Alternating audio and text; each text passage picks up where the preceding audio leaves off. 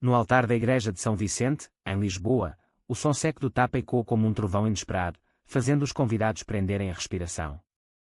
A mãe de João, com o rosto contorcido de raiva e lágrimas, havia acabado de descobrir o segredo do filho através de uma mensagem no celular que ele esquecera na mesa da família. O noivo, Pedro, que estava prestes a jurar amor eterno à irmã de João, congelou no lugar, seus olhos fixos no caos que se desenrolava, revelando uma verdade que ninguém esperava. Ele era o amante secreto de João há anos. João sentiu o ardor na bochecha, mas o que doía mais era o silêncio ensurdecedor que se seguiu. Sua irmã, Maria, vestida de noiva imaculada, largou o buquê e cobriu a boca com as mãos, enquanto o padre hesitava, o microfone captando apenas o eco do tapa. Os convidados, uma mistura de familiares conservadores e amigos liberais da capital portuguesa, murmuravam em choque, alguns se levantando das cadeiras de madeira antiga. João, com 28 anos, um arquiteto promissor que havia construído uma vida discreta em Alfama, sempre soubera que esse dia poderia chegar, mas não assim, não no casamento da irmã que ele tanto amava. A mãe, Dona Isabel, uma viúva devota de 55 anos que criara os filhos sozinha após a morte do marido em um acidente de pesca no Tejo, tremia de fúria. Como você pôde fazer isso conosco? No dia mais importante da vida da sua irmã, gritou ela, a voz ecoando pelas paredes de azulejos seculares. João recuou um passo, os olhos encontrando os de Pedro, que ainda não se mexera. Pedro, 30 anos, um professor de História na Universidade de Lisboa, era o noivo perfeito aos olhos da família, educado, católico praticante, vindo de uma linhagem de lisboetas tradicionais. Mas por trás dessa fachada, ele e João compartilhavam noites escondidas em apartamentos alugados, conversas sussurradas sobre um futuro impossível. Enquanto o caos se instalava, João lembrou da primeira vez que se encontraram. Foi em uma aula de história medieval que Pedro ministrava como assistente, e João, ainda estudante, sentira uma atração imediata. Eles trocaram olhares, depois números, e o que começou como amizade evoluiu para algo profundo, mas sempre velado pela sociedade portuguesa ainda marcada por tradições católicas e expectativas familiares. Eu te amo, mas não podemos, Pedro dissera inúmeras vezes, especialmente após conhecer Maria através de João, em uma festa de família.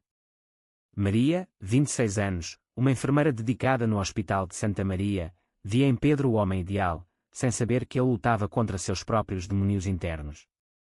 O padre, tentando retomar o controle, pediu calma, mas Dona Isabel não parava. Você destruiu tudo. Como vou olhar para os vizinhos agora? Para a família.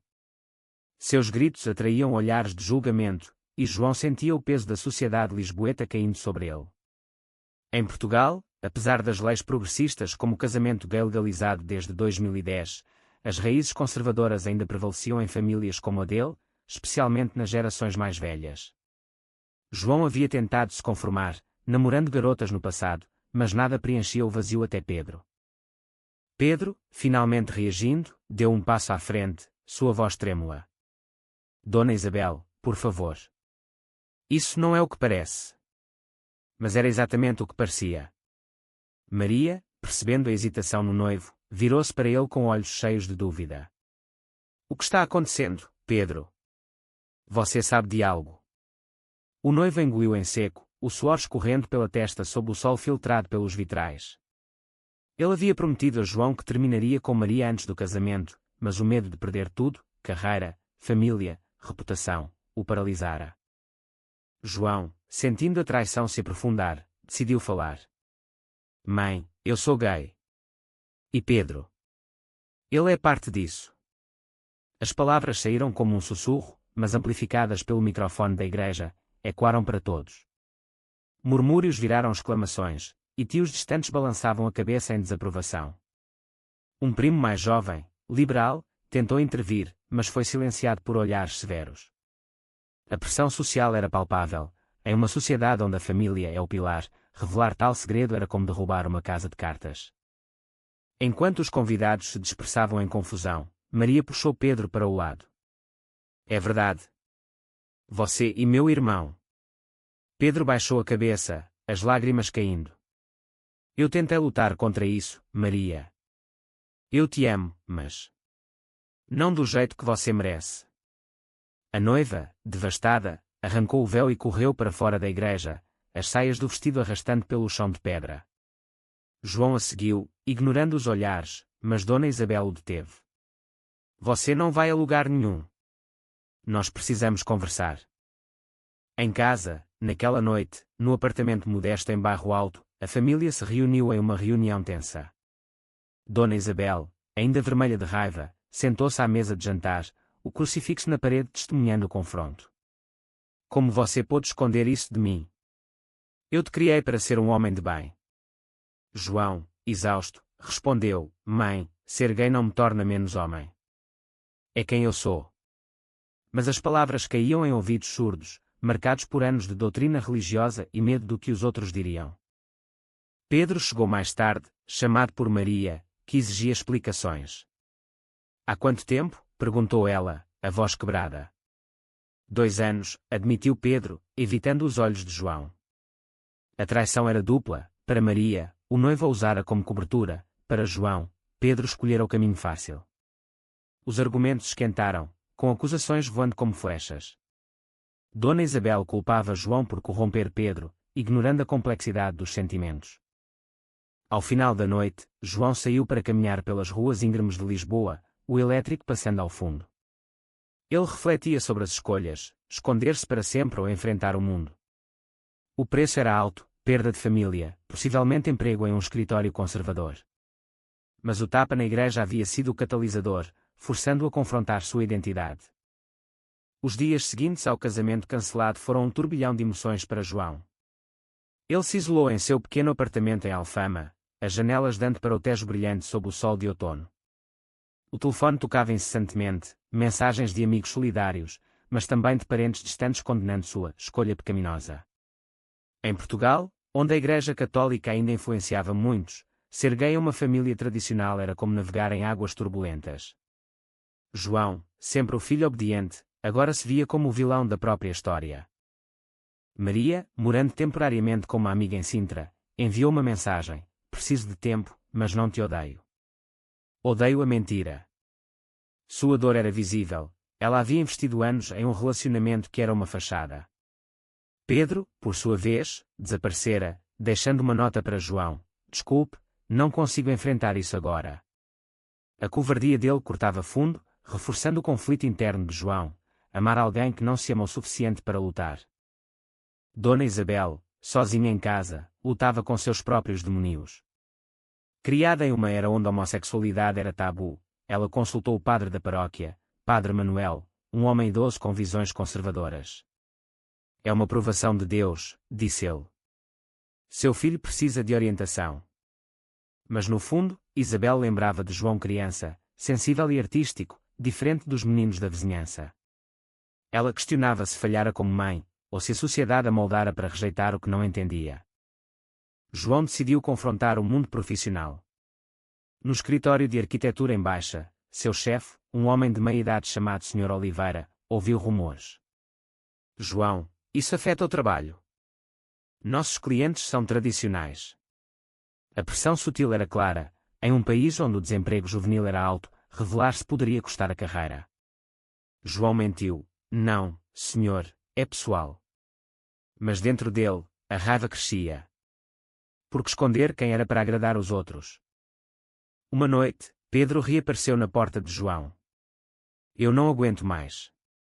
Me perdoe.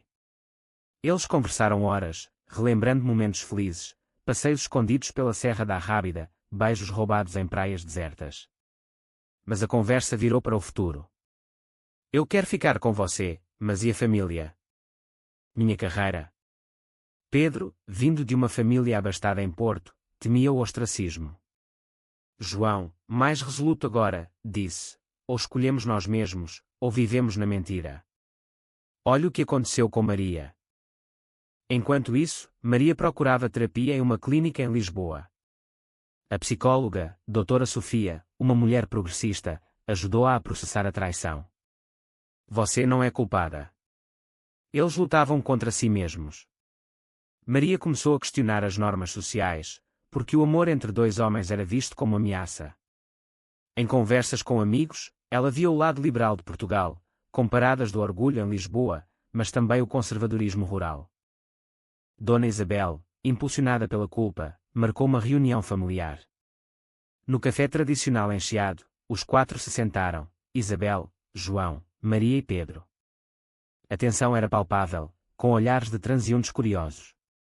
Eu não entendo, começou Isabel. Mas eu te amo, filho.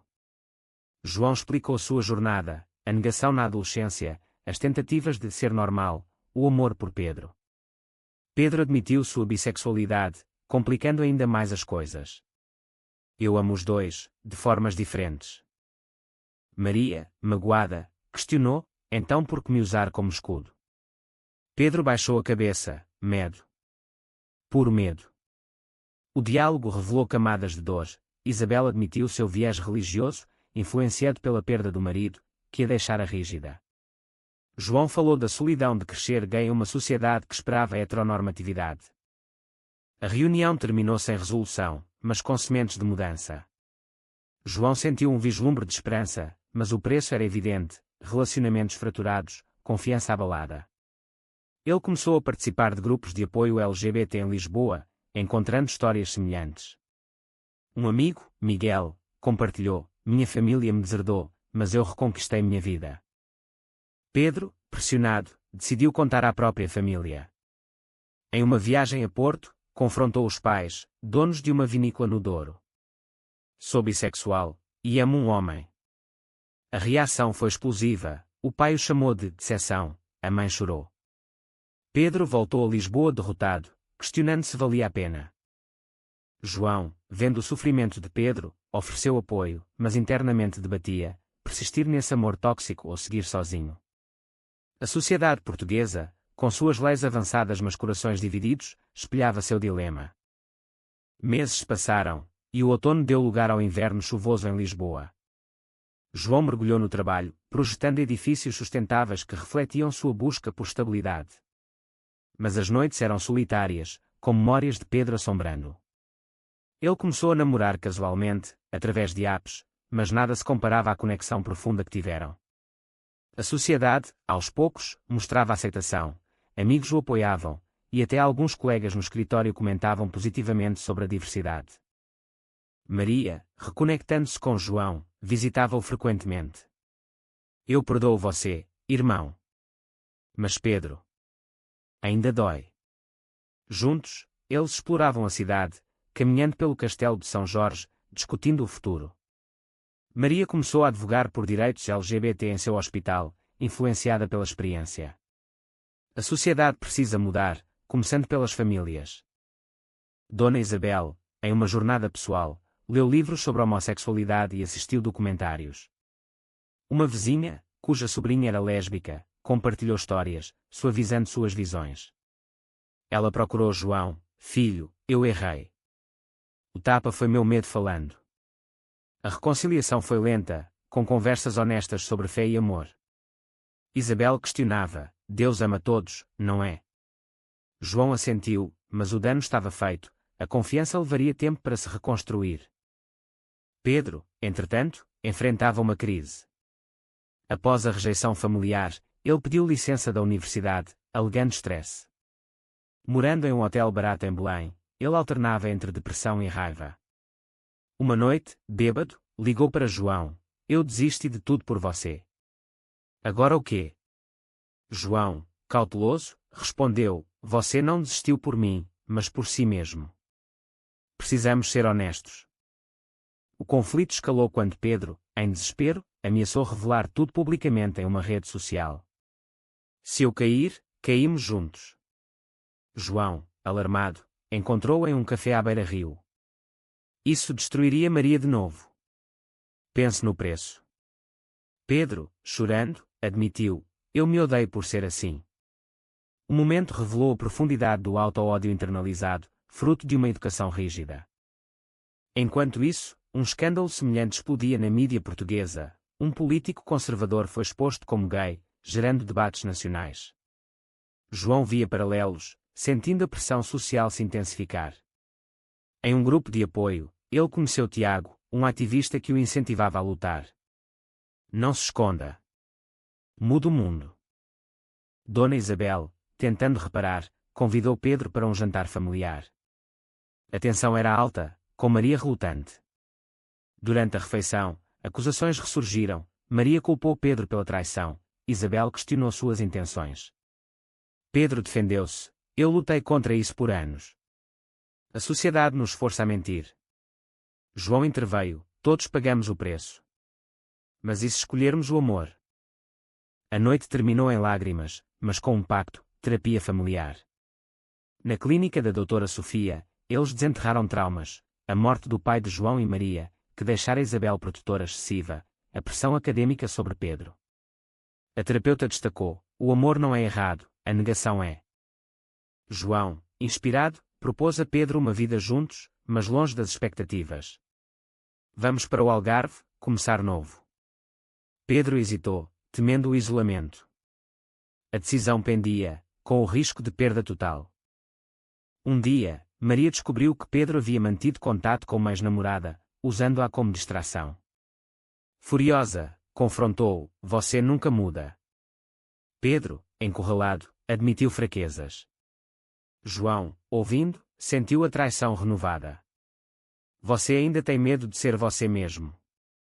O clímax veio em uma manifestação LGBT em Lisboa. João participou, carregando uma bandeira arco-íris. Pedro apareceu, surpreendendo: estou aqui por nós. Mas no meio da multidão, um familiar de Pedro os viu, espalhando a notícia. A família dele cortou laços financeiros, deixando Pedro sem suporte. João apoiou, mas questionava: valerá o sacrifício? A sociedade portuguesa, dividida entre progresso e tradição, testava seus limites. Com a primavera chegando, flores desabrochando nos jardins de Lisboa, João e Pedro tentavam reconstruir. Alugaram um apartamento modesto em Graça, longe das famílias. A vida cotidiana era uma mistura de alegria e tensão, jantares românticos interrompidos por chamadas de pais irados. Pedro, desempregado temporariamente, procurava vagas em escolas mais liberais. Eu paguei o preço pela verdade, dizia ele. João, promovido no trabalho graças a um projeto inovador, enfrentava sussurros no escritório. Um colega homofóbico, Ricardo, espalhava boatos, criando um ambiente hostil. Em Portugal, ainda há quem pense que gay não é profissional. João reportou ao RH, iniciando uma investigação. O processo revelou preconceitos enraizados, forçando a empresa a adotar treinamentos de diversidade. Maria, namorando um novo homem, um médico colega, visitava o casal. Estou feliz por vocês, mas ainda dói. Sua presença ajudava a curar feridas, mas lembrava o custo, a irmandade abalada. Dona Isabel, progredindo, juntou-se a um grupo de pais de filhos LGBT. Aprendi que o amor materno não tem condições. Ela cozinhava refeições para eles, um gesto de reconciliação. Porém, o passado assombrava. Pedro recebeu uma carta da família: volte para o caminho certo, ou esqueça-nos. Ele debateu retornar a Porto, traindo João novamente. E se eu não aguentar a rejeição? João, frustrado, argumentou: escolha, nós ou o conforto. O confronto destacou o dilema ético: sacrificar o amor por aceitação familiar. Em uma viagem ao Porto, Pedro confrontou os pais. Eu sou assim. Aceitem ou percam um filho. A mãe, emocionada, abraçou, mas o pai permaneceu rígido. O parcial sucesso custou. Pedro voltou exausto, questionando sua identidade. João, apoiando, mas esgotado, procurou espaço.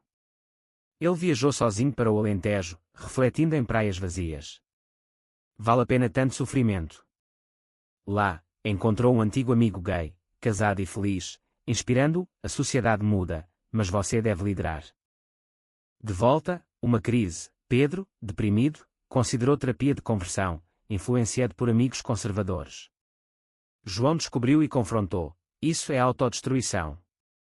Não deixe a sociedade ditar quem você é. Pedro admitiu o medo, mas escolheu continuar a terapia legítima. Maria, grávida inesperadamente do novo namorado, anunciou à família. A notícia uniu-os temporariamente, mas destacou contrastes. Ela teria uma família normal, enquanto João e Pedro lutavam por reconhecimento. Dona Isabel, animada com o neto, perguntou: e vocês? Pensam em adotar?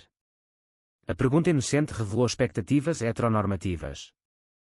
Em um evento social, um jantar com amigos, um comentário homofóbico de um convidado escalou. Pedro defendeu-se pela primeira vez publicamente: ser gay não é escolha, é essência. João orgulhoso, mas o incidente os isolou de círculos conservadores. O ponto de virada veio quando Pedro recebeu uma oferta de emprego em Madrid. É uma chance nova, longe dos julgamentos. João debateu: deixar Portugal significaria abandonar raízes, mas também liberdade. E nossa família? A decisão pendia, testando lealdade. Finalmente, eles optaram por ficar, enfrentando o país. Mas o preço era contínuo: amizades perdidas, olhares na rua. João se perguntava se a felicidade valia o tormento. O verão trouxe calor intenso a Lisboa, espelhando a fervura interna dos personagens. João e Pedro, agora mais unidos, participavam de eventos LGBT, fortalecendo sua relação. Mas sombras persistiam. Pedro recebia mensagens anônimas de ódio, provavelmente de ex-colegas. A sociedade aceita no papel, mas não no coração, comentava ele. João, inspirado, começou a escrever um blog anónimo sobre experiências gay em Portugal, ganhando seguidores. Revelações ajudavam outros, mas expunham-no a riscos. Um dia, seu chefe descobriu: isso pode afetar clientes. João defendeu: minha vida pessoal não interfere. O confronto levou a uma promoção surpresa, com a empresa adotando políticas inclusivas. Maria deu à luz uma menina, batizada Diana. A família se reuniu no hospital, um momento de trégua. Dona Isabel, segurando a neta, olhou para João e Pedro: vocês serão tios maravilhosos. Pela primeira vez, aceitação genuína. Mas Maria confidenciou a João: ainda sinto ciúmes da conexão de vocês. Pedro, estabilizado no novo emprego em uma escola progressista, propôs casamento. Vamos oficializar, apesar de tudo. João aceitou, mas o planejamento revelou obstáculos: famílias divididas. Os pais de Pedro recusaram convite, enquanto Dona Isabel hesitava por razões religiosas. O casamento, marcado para uma praia no Algarve, tornou-se foco de tensão. Amigos apoiavam, mas rumores se espalhavam. Um jornal local publicou uma história sensacionalista: professor gay casa após escândalo familiar. Pedro enfrentou assédio, questionando a decisão. João, determinado, organizou tudo. Mas na véspera, Pedro vacilou: e se eu não for forte o suficiente? João respondeu: pagamos preços altos, mas o amor vence. A noite foi de reflexões profundas sobre escolhas éticas: casar apesar da oposição era egoísmo ou coragem? No dia, com o sol brilhando, a cerimônia prosseguiu. Maria foi madrinha, Dona Isabel compareceu, chorando de emoção mista. Estou orgulhosa, filho. Ausentes, os pais de Pedro mandaram uma mensagem fria. O evento simbolizava vitória, mas com cicatrizes. Pós-casamento, eles viajaram para Madeira, uma lua de mel tranquila. Lá, discutiram a adoção: queremos uma família. Mas leis portuguesas, embora permitissem, envolviam burocracia e preconceitos. De volta, uma traição inesperada: um amigo próximo de Pedro, invejoso, vazou detalhes íntimos para a imprensa. O escândalo explodiu, custando a Pedro o emprego. Por que tanto ódio? João apoiou, mas internamente debatia: o amor resistiria. Eles processaram por difamação, ganhando o caso, mas o dano à reputação persistia. Sociedade portuguesa debatia online: progresso versus tradição. João, fortalecido, tornou-se ativista, palestrando em universidades. O preço da autenticidade é alto, mas a liberdade é inestimável. Anos após o tapa que mudou tudo, João e Pedro viviam uma vida estável em Lisboa, adotando uma criança, Miguel, através de um processo árduo. A família expandida incluía Maria, sua filha Ana, e Dona Isabel, agora avó dedicada. Mas memórias de dor permaneciam, lembretes dos sacrifícios. Pedro, em um novo cargo na educação inclusiva, refletia: perdi muito, mas ganhei autenticidade. João, bem-sucedido em arquitetura sustentável, concordava: o conflito nos moldou. Maria, casada e feliz, admitia: a traição me fortaleceu. Dona Isabel, ativa em grupos de apoio, dizia: errei, mas aprendi. A sociedade portuguesa evoluíra, mais aceitação, mas desafios persistiam em áreas rurais. Eles participavam de paradas, inspirando jovens. Em uma reunião familiar, discutiram o passado. Valeu a pena? Perguntou Pedro. João sorriu, sim, apesar das feridas. A história deles se tornou exemplo, amor contra o DS, com preços pagos em lágrimas e isolamento. Mas e você, leitor? Foi certo João e Pedro priorizarem seu amor, mesmo às custas da dor alheia, ou o egoísmo prevaleceu sobre a responsabilidade familiar?